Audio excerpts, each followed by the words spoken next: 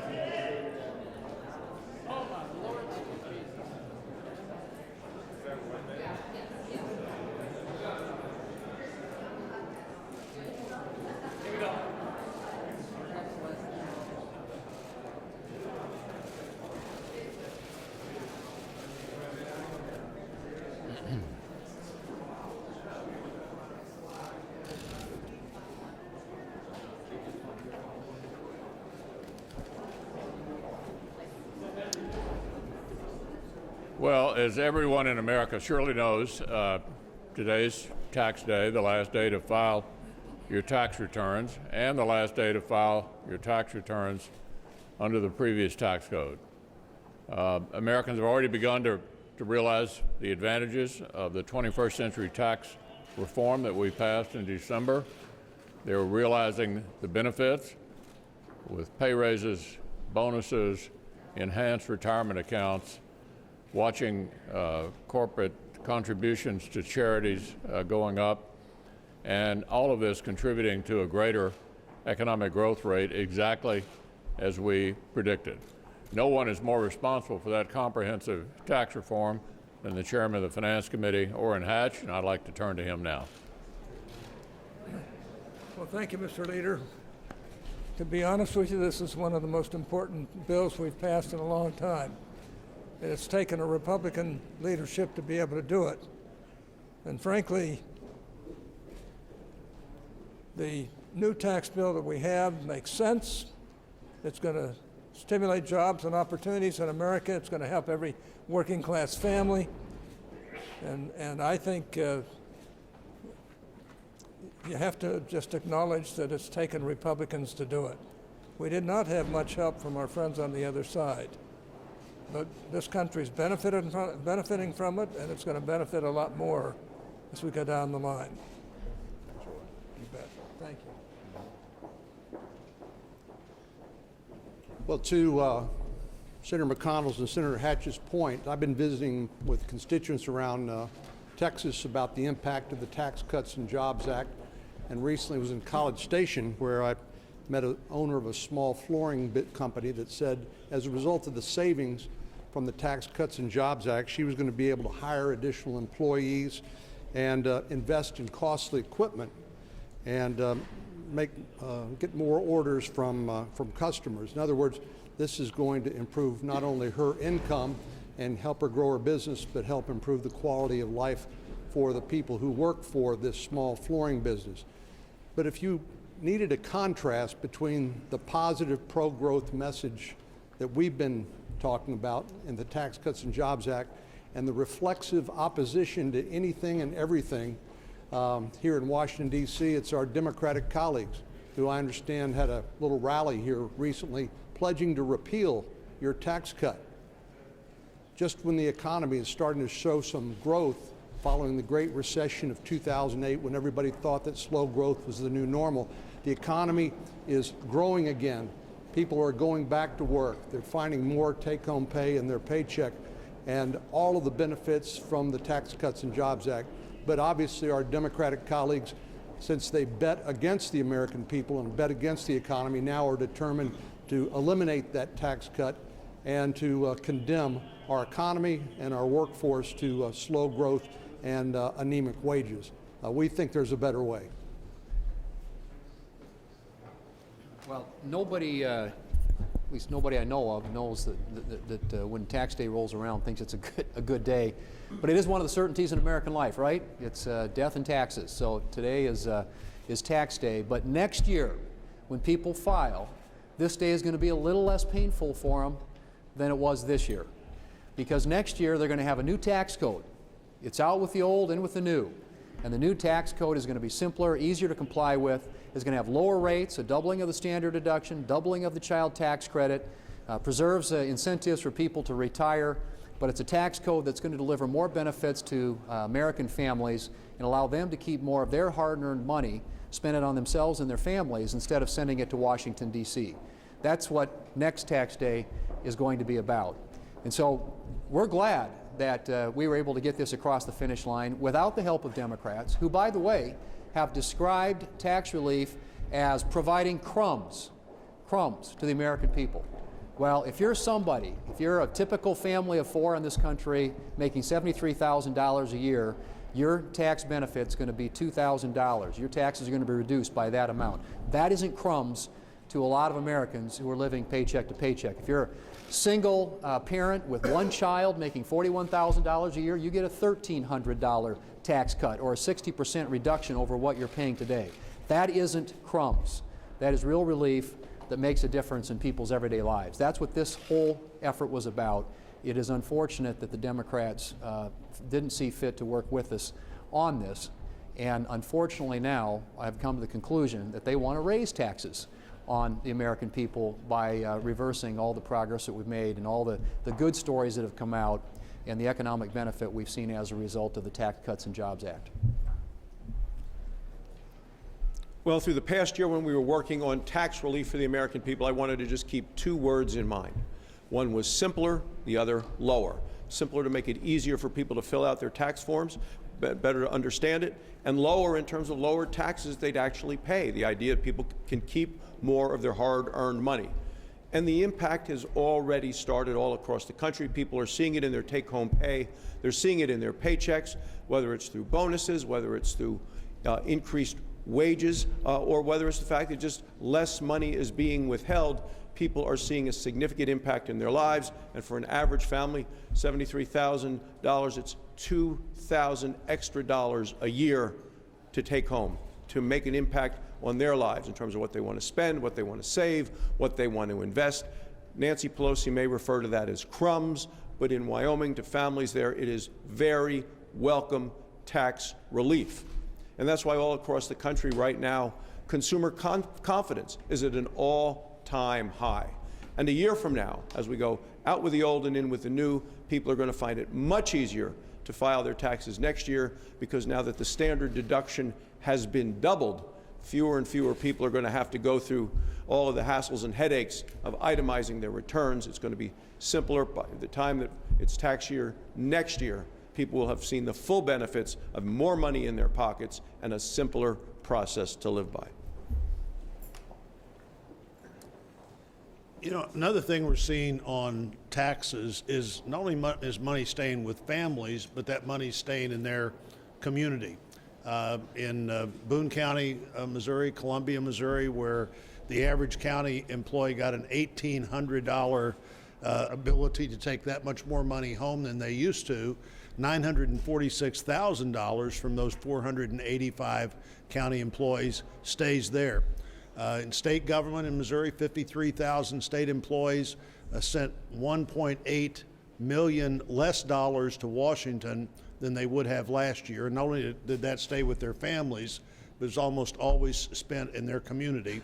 And looking at communities, the Commerce Department is now announcing the communities that qualify, the census tracts that qualify for Senator Scott's idea of an opportunity zone, where if you have money and you reinvest it in those opportunity zone communities, and the longer you keep that money there, the less capital gains you will eventually pay, and you pay no capital gains initially when you reinvest money that you made somewhere else in a community that needs it even more. I think today tax day presents a pretty stark contrast between two different visions. A vision by the Democratic Party that wishes to lead tax increases. Their message for American economies and businesses and economic growth is to increase taxes, to take more of the hard-earned tax dollars from the American people and put it into Washington instead of leaving it in people's pockets, those people who earned it. Versus our message. If you live in a community like mine in Colorado, $41,000, and you get a $1,300 tax cut, that pays your month's mortgage. Maybe that's 2 months' worth of rent. That's a big deal for people across the state of Colorado and across this country. If you're a craft brewer, I was talking to a craft brewer in Longmont, Colorado, told me that they'll save $250,000 in taxes, and they'll use that money to hire more people in Longmont, Colorado. Colorado-based Chipotle giving bonuses to employees as a result of the tax cuts. This is an opportunity for us to grow the American economy and to use this day to remind people that there are those who wish to increase taxes and make it more difficult for the American people to make ends meet, and we simply cannot revert to the days of the past when Washington decided it knew best what to do with your money. Mr. Leader, there's been some criticism of the president's EPA administrator for spending tens of thousands of dollars on private phone booth, taking private flights. Do you think that Scott Pruitt is fiscally responsible? Well, it's up to the president to decide who his team is. Mr. Pruitt has already been confirmed by the Senate. Substantively, I think he's done an excellent job. Certainly in a state like mine, he's a welcome change from what was there before. But it's really up to the president to decide who his team is and whether he wants to continue the EPA administrator. Do you plan to bring legislation to the floor to make the expiring individual tax cuts permanent? Well, you know, it's interesting that the Democrats are opposing the tax cut. If they are interested in making the individual rates permanent, that's something we ought to take a look at. I don't know why we wouldn't want to do that. They're in the process right now. Apparently, we're out on the front lawn earlier today suggesting that we take a lot of the tax cuts away. They're obviously very unenthusiastic about leaving more money with the American people. I'm a little skeptical about their desire here, but of course we'd like to make the individual tax cuts permanent.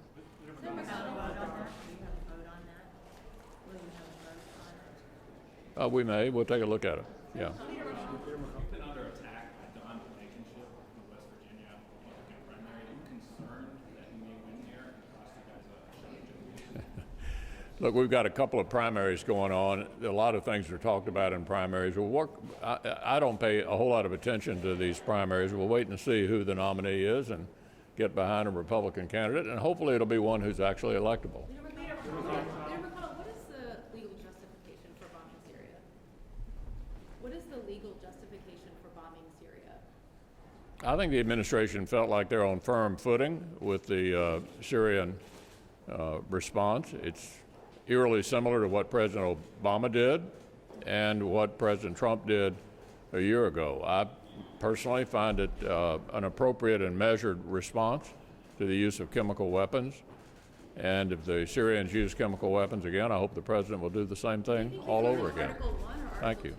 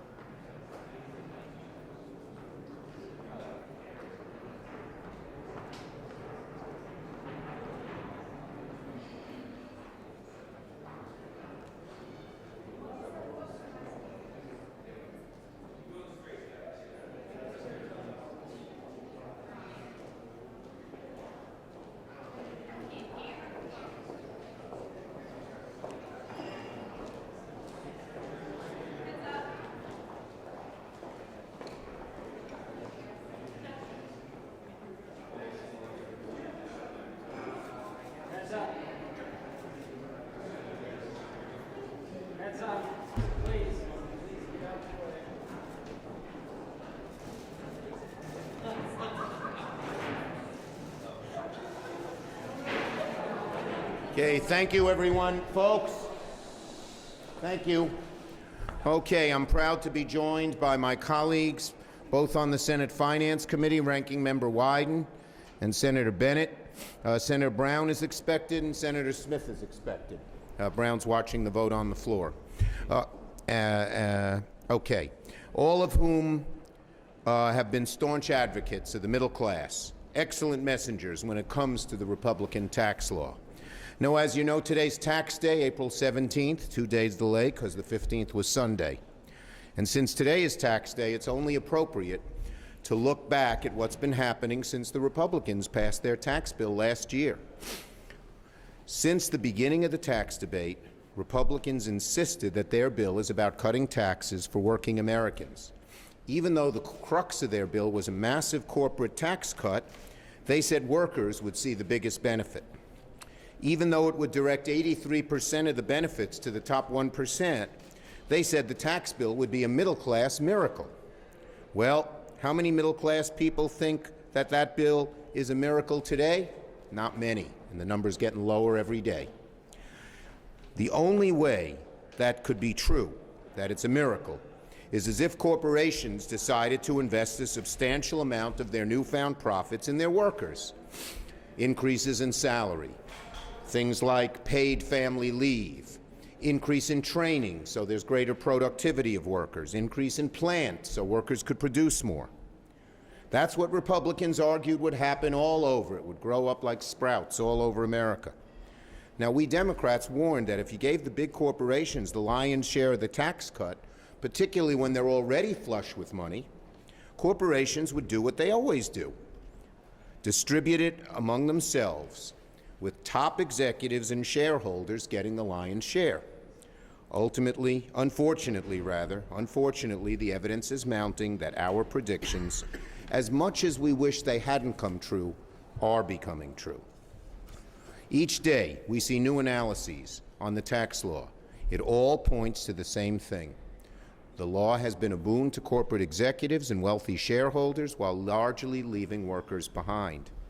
According to one analysis, companies have already dedicated $305 billion to share buybacks and cash mergers, compared to $131 billion in wage growth in the first quarter alone.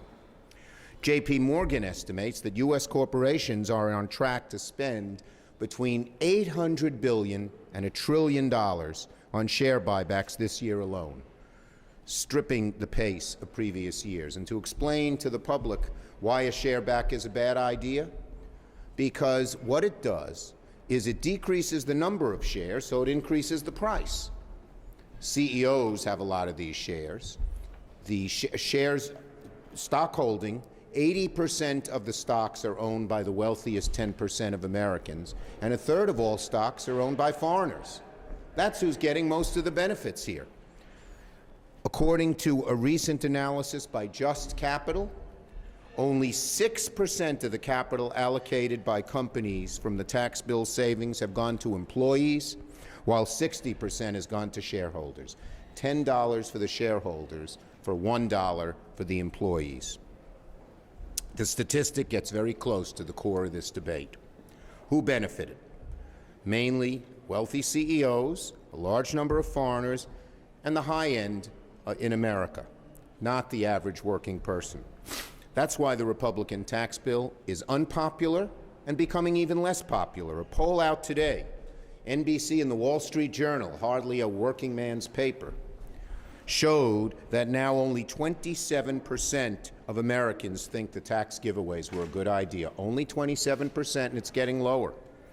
And that's why the Republican leadership is scrambling like they are on the floor today. They realize that what they thought would be their life raft, the tax bill, ain't happening.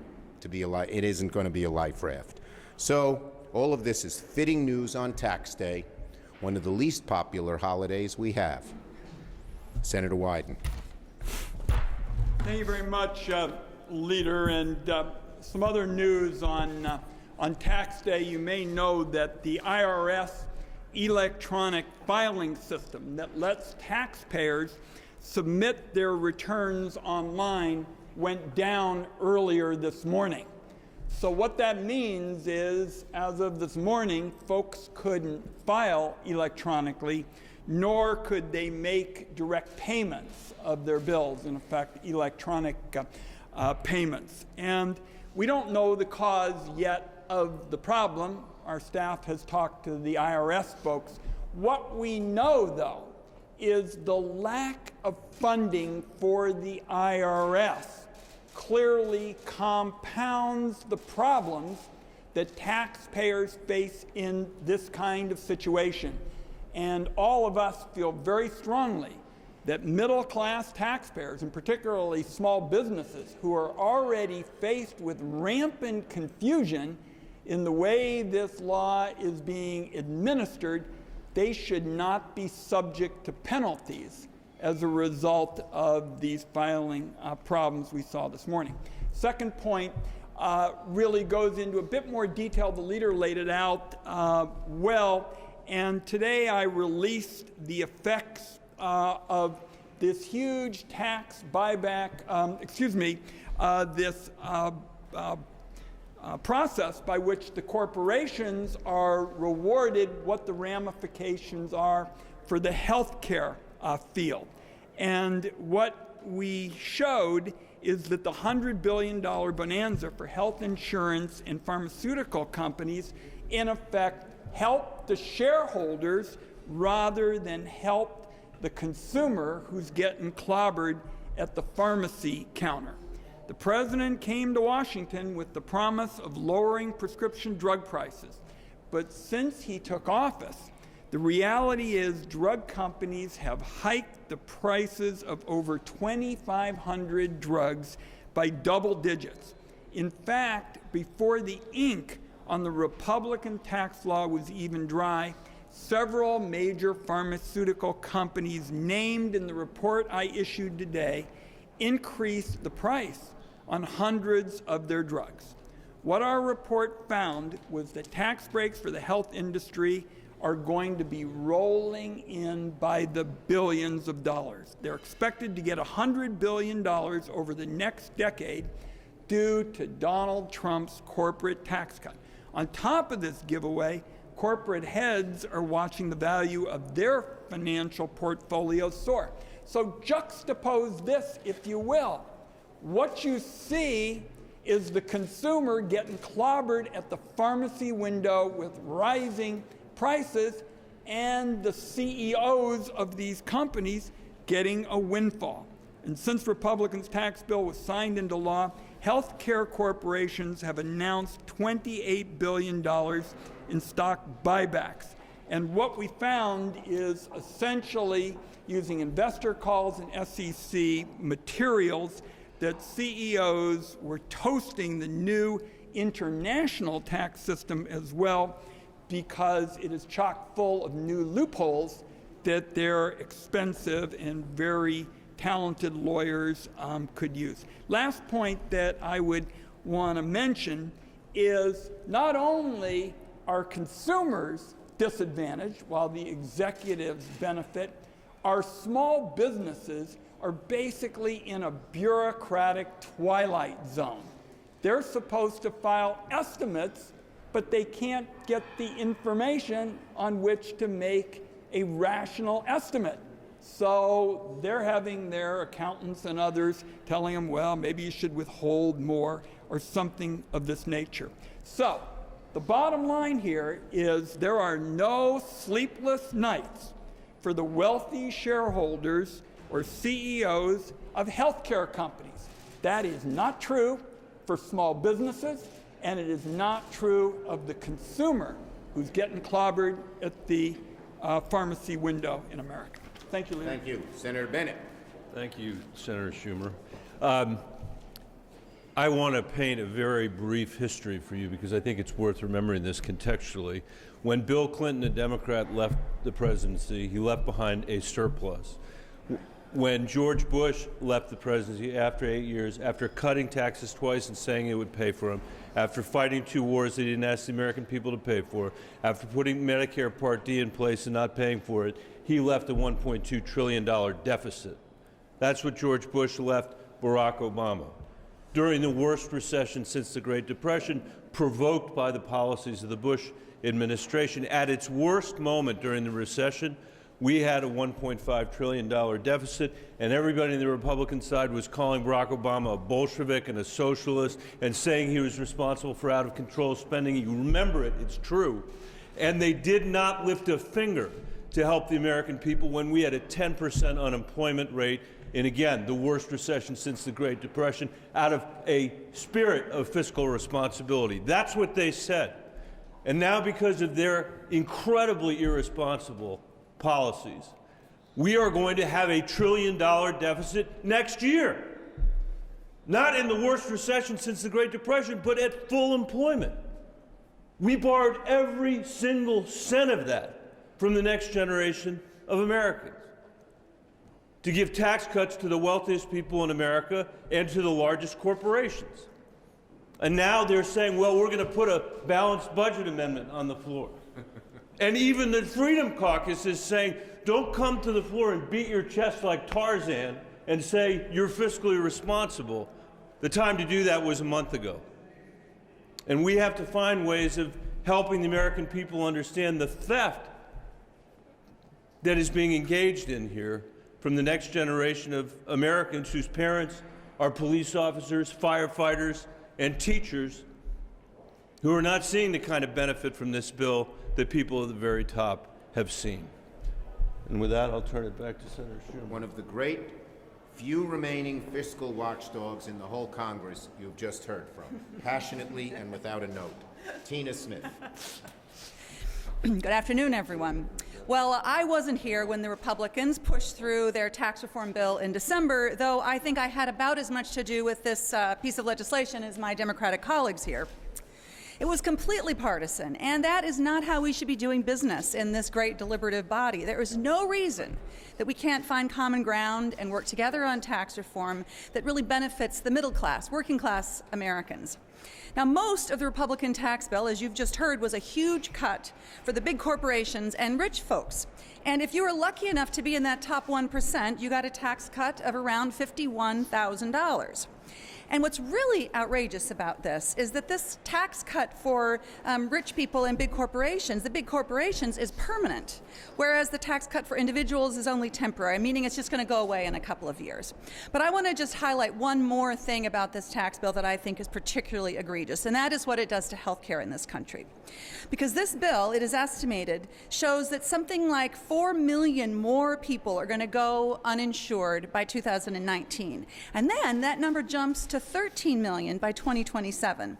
Not to mention, as you've heard, how the cost of prescription drugs is going to skyrocket. These big, giant pharmaceutical companies who are doing just fine are going to benefit from this massive tax cut, lowering corporate taxes for them and not lowering the cost of drugs for anybody. The American people are taking notice of this. As you have heard, only about 27% of Americans think that this tax law is a good idea. This isn't how we should do tax reform, and it isn't how we should be addressing health care costs. Thank you, Tina.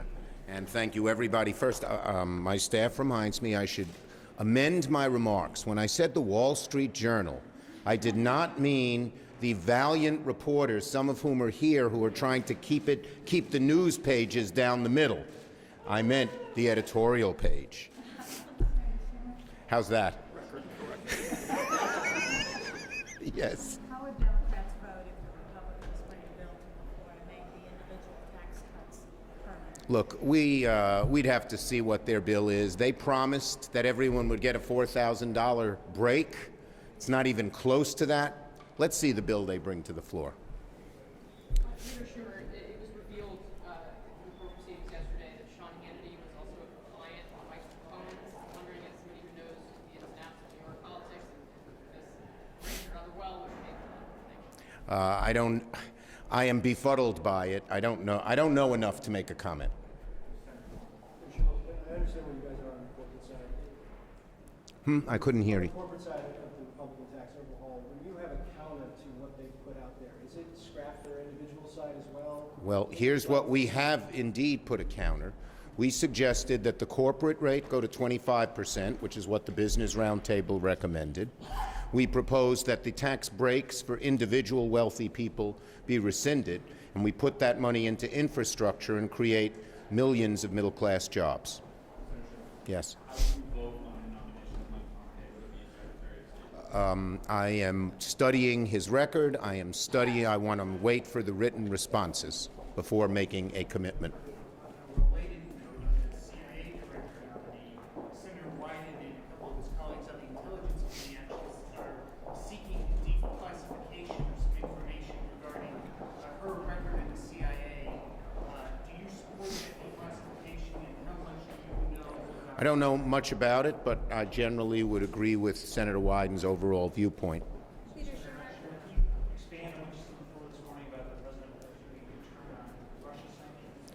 Yeah, this is utterly amazing. And, you know, if I were Nikki Haley, I'd really be embarrassed, because she came out very strongly yesterday and said, we're going to do sanctions, and the president reverses her. And there is just no one home in terms of making consistent, strong policy when it comes to Russia. The staff seem to want to go in one direction. The president keeps pulling them back. And that is very bad for the country.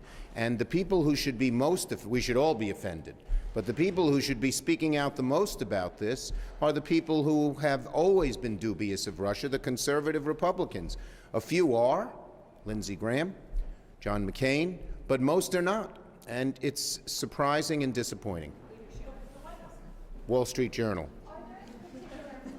trying to keep it right down the middle.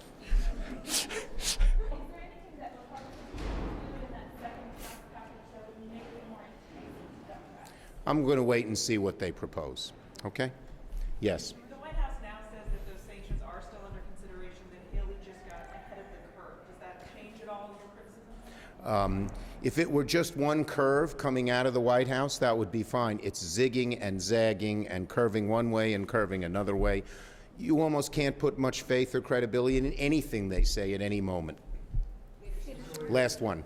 You've been briefed on that IRS outage today. Do you have any concerns there could be a cyber? Senator Wyden has been thinking about this. Mike, we have been in touch with the IRS, and they do not know, as of our last briefing, what caused it. So what it means is that particularly small businesses and middle-class folks, they can't file electronically, they can't benefit from direct payment, and what we know for certain is the IRS's lack of funding, which has gotten increasingly serious. It's contributed to the reduced number of audits of the high flyers in America.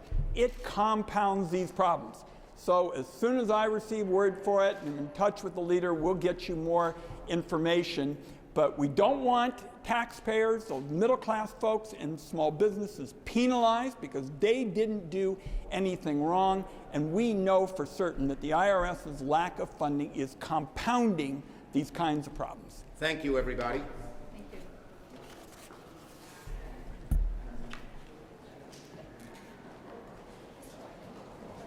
Just hang on one second.